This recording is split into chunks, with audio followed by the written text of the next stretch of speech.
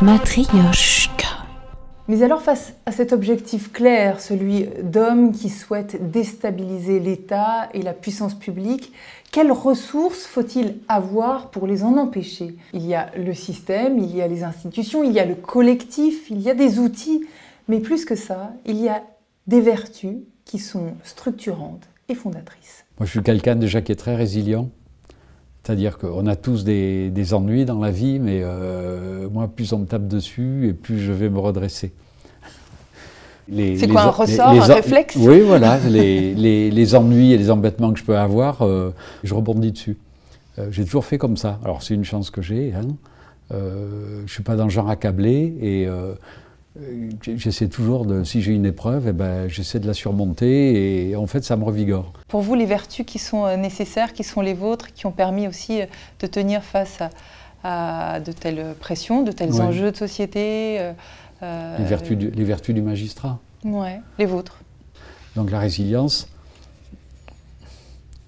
du courage, parce que je pense du courage, quand on est magistrat, il en faut, parce qu'on prend des décisions qui ne sont pas forcément populaires. L'écoute, c'est certain, la tolérance.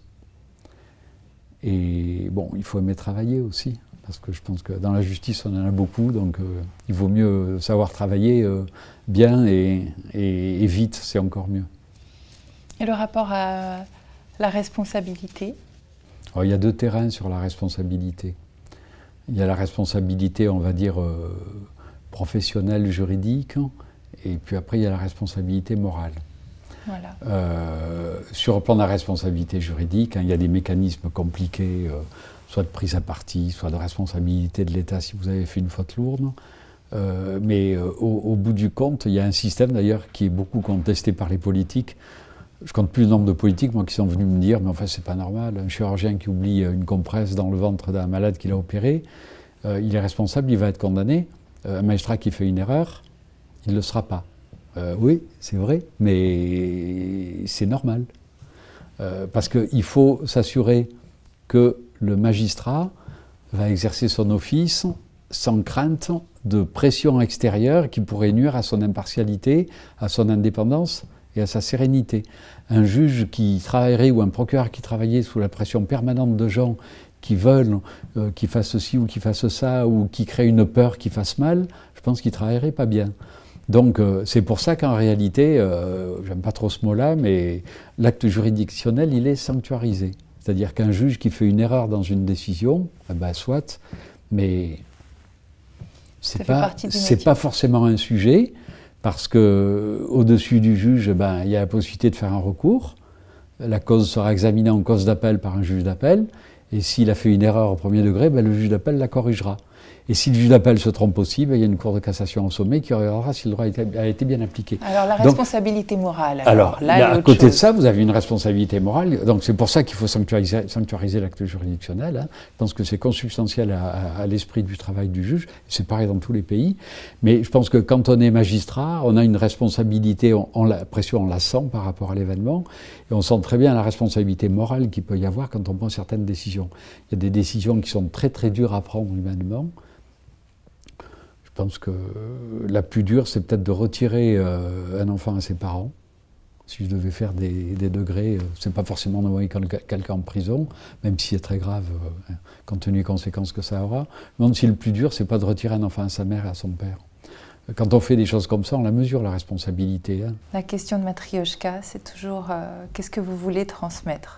Bon, alors évidemment, vous en avez dit déjà beaucoup, mais si je vous pose la question, au travers de tout ce que vous avez pu accompagner, ces pages de l'histoire que vous avez au fur et à mesure tournées, cette évolution de la société que vous avez vue, qu'est-ce que vous vous dites aujourd'hui que vous voulez transmettre à nos enfants Certainement, on va dire une forme de vision sur la justice, sur ce qu'elle devrait être, hein, et sur les valeurs qui doivent l'animer. Hein. Je n'ai sûrement pas été parfait, moi, dans tout ce que j'ai fait, mais essayer de transmettre un certain nombre de valeurs auxquelles je crois, et je pense qu'il ne faut surtout pas perdre si on veut que les choses fonctionnent correctement. Essayer de transmettre des partages de valeurs sur l'importance du respect de l'état de droit, ça certainement aussi. Et puis essayer de faire partager ma vision des choses sur la place qui doit être celle de la justice dans la société, ça certainement. Et puis après, alors là, il y a des choses plus terre à terre. Hein. C'est la dimension partage de toutes les expériences que j'ai eues. Je pense que ça peut bénéficier à des jeunes magistrats hein, et à d'autres. Justement, les jeunes magistrats, vous leur dites quoi? Ben, c'est toujours croire à certaines valeurs et puis garder sa capacité d'indignation. Je pense que le jour où on ne s'indigne plus, l'idéalisme, eh ben, il a disparu depuis longtemps. Moi, c'est un truc que j'ai toujours regardé, la capacité d'indignation. J'ai toujours continué à être indigné et révolté par certaines injustices, mais aussi certains mauvais fonctionnements. Donc c'est vrai que je m'indigne aussi facilement, peut-être même plus que quand j'ai commencé, finalement. Vous avez appris à être digne au début et puis vous indigner. Voilà. C'est ça? Mais c'est important, la capacité d'émerveillement, mais aussi la capacité d'indignation. Et je pense que c'est... Et demain, vous allez faire quoi? Vous allez continuer plus à vous indigner ou alors vous allez continuer à certainement. vous émerveiller Quand je tranquillement? m'indignerai, je pense que je continuerai à le dire. Hein. Je vais garder mon compte Twitter, ça c'est sûr. Moi, j'entends bien garder ma liberté de parole et être présent, parce que je crois en ce que j'ai fait pendant 46 ans, et c'est pas parce que je pars à la retraite que je changerai de centre d'intérêt. Donc je continuerai toujours à m'intéresser à la justice en général.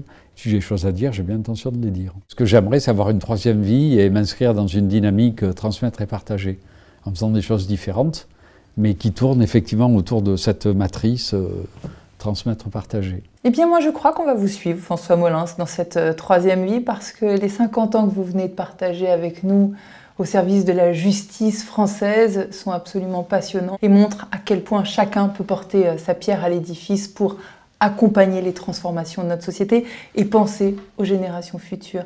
Merci à chacun d'entre vous d'avoir suivi cette vidéo de Matrioshka. On se retrouve très bientôt pour un prochain épisode de notre collection, toujours à la rencontre de celles et ceux qui veulent transmettre à nos enfants face aux défis qui se posent. N'hésitez pas à partager nos contenus sur les réseaux sociaux, partagez aussi avec vos proches qui n'ont pas les réseaux sociaux. Et puis on se retrouve très bientôt pour un nouvel opus de la collection Matrioshka. Moi je vous dis à très vite, salut.